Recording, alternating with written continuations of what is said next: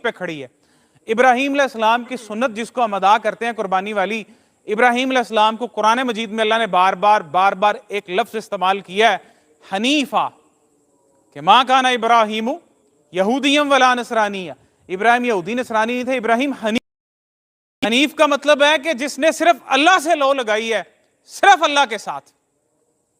मसला यह है, जब हम ये बात करते हैं ना कि सिर्फ अल्लाह, अल्लाह कहते हैं ये जो मुशरिकीन है, जब सिर्फ अल्लाह, अकेले अल्लाह की बात होती है तो इनके दिल कुड़ जाते हैं।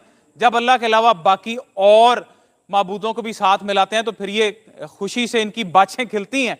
आज भी तो आप देखें ना, लोग क्या कहते हैं, कहते हैं नहीं सिर्फ अल्लाह की बात ना करो, और लोगों को भी अल्लाह ने इख्तियारात दिए हुए हैं, सिर्फ अल्लाह की बात ना करो।